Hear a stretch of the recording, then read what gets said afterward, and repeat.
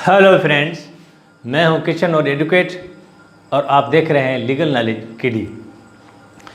हमारा आज का टॉपिक है सेक्शन 164 सीआरपीसी। तो ये सीआरपीसी का बहुत इम्पॉर्टेंट टॉपिक है जो न सिर्फ एलएलबी के स्टूडेंट्स के लिए बट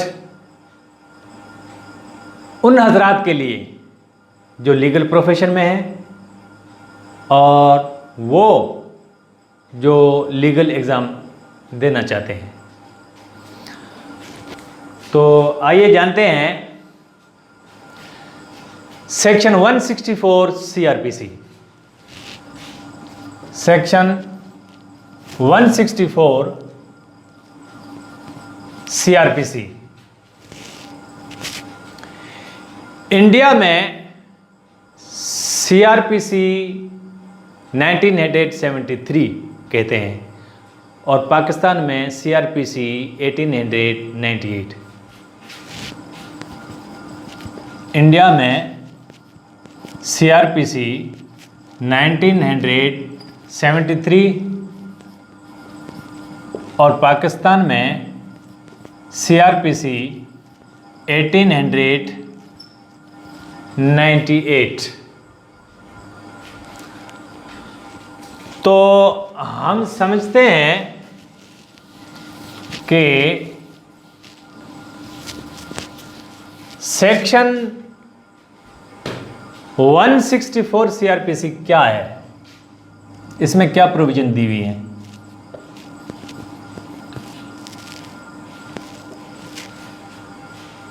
ये सेक्शन कहता है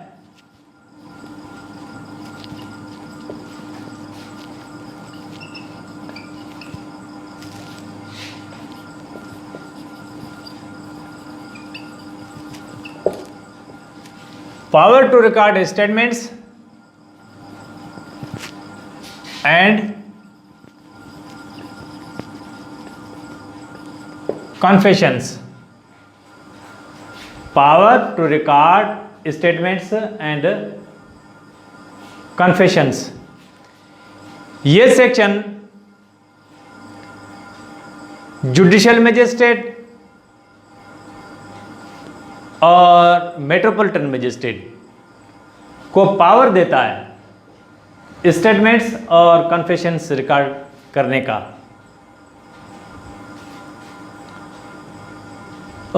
याद रहे कि पाकिस्तान में मेट्रोपॉलिटन मजिस्ट्रेट नहीं होते, सिर्फ जुडिशियल मजिस्ट्रेट होते हैं।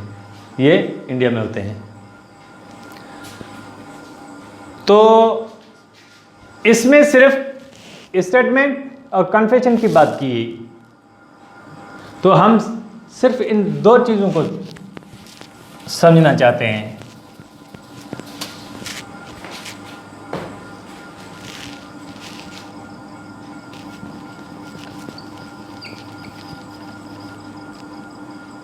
कन्फेशन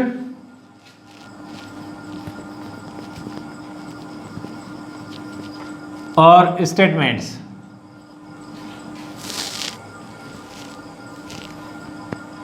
यह है सेक्शन 164 सीआरपीसी का।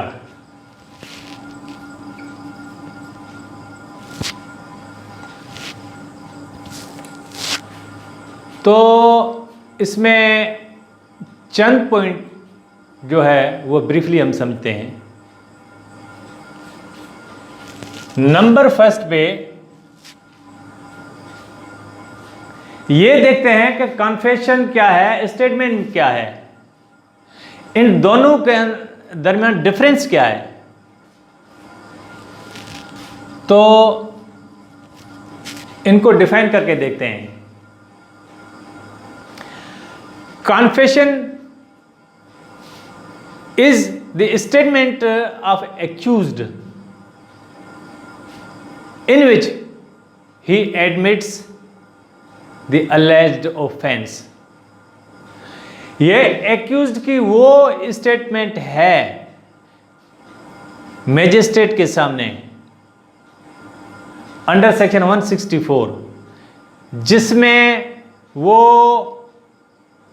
ऑफेंस जिसके एलिगेशन उसके ऊपर लगे हुए हैं उसको एडमिट करता है या उसको मानता है कि ये ऑफेंस मैंने किया है। तो इस तरह की स्टेटमेंट जो होती है उसको कहा जाता है कॉन्फेशन। इसमें एक्यूज की एडमिशन होती है।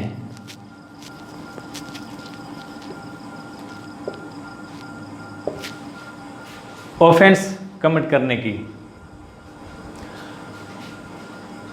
Any other statement not amounting to confession is known as a statement. वो स्टेटमेंट जो कन्फेशन की मीनिंग में नहीं आती या कन्फेशन की डेफिनेशन में नहीं आती, वो स्टेटमेंट होती है।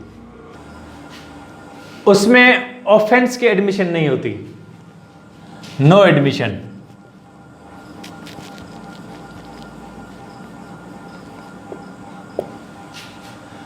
तो सेकंड में हम आते हैं पार्टी।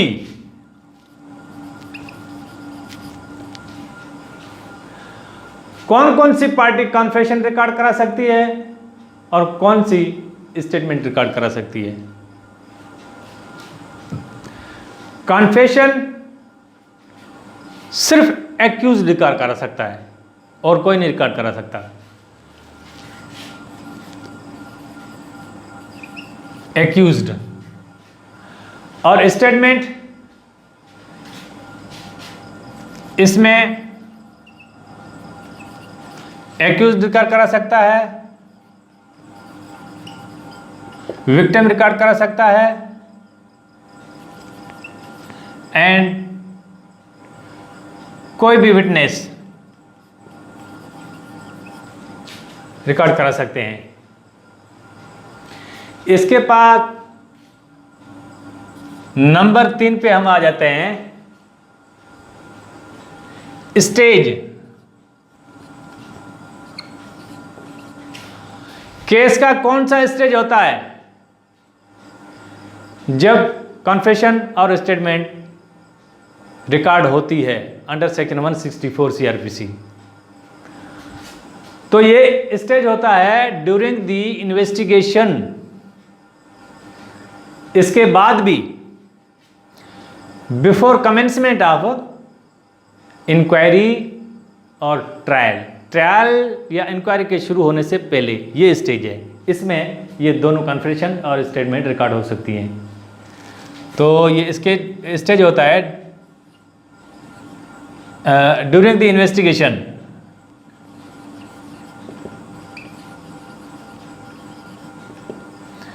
और बिफोर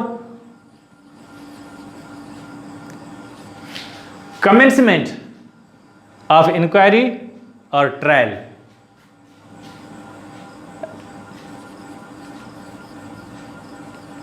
इंक्वायरी और ट्रायल। तो ये जो है दोनों में एक ही स्टेज है। कन्फेशन भी इसी स्टेज में रिकॉर्ड होती है, ये सेम है, सेम। तो इसके अलावा 3 पॉइंट और भी हैं, वो भी हम समझते हैं।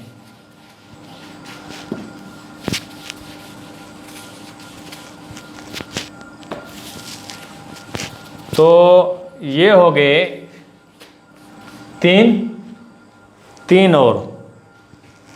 Number 4, explanation.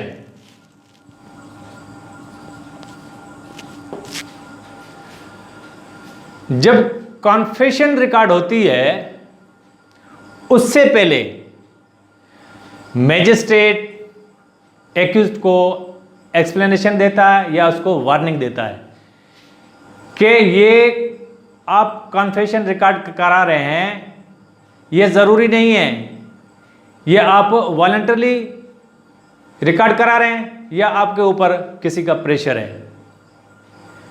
अगर ये रिकॉर्ड कराते हैं तो ये आपके खिलाफ एज एन एविडेंस यूज़ हो सकती है और इसमें आपको सज़ा भी मिल सकती है।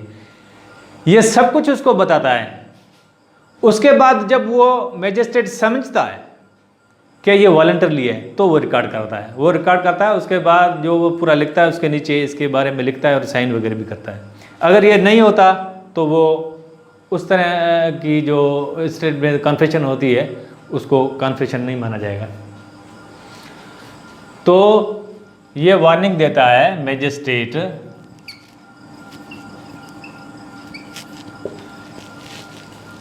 एक्यूज्ड को। ये सिर्फ कन्फेशन में होती है, कन्फेशन में मैंडेटरी है, स्टेटमेंट में नहीं है। तो इसके बाद नंबर 5 पे यूज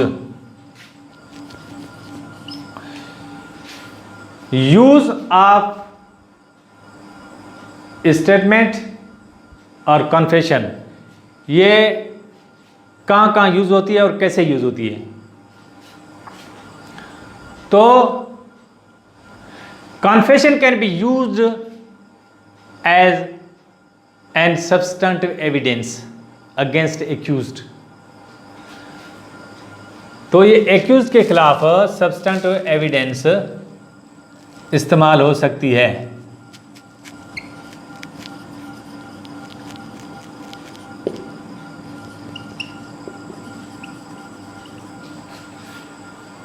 और स्टेटमेंट जो है वो सिर्फ एज ए कंट्राडिक्टिंग और कॉर्बोरेटिंग द विटनेस।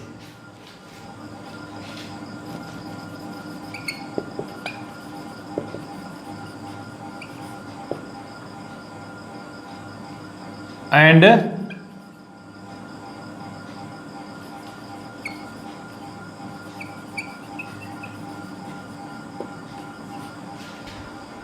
कंट्राडिक्टिंग और कार्बोरेटिंग के तौर पे इस्तेमाल हो सकती है। नंबर 6 पे प्रेजेंस।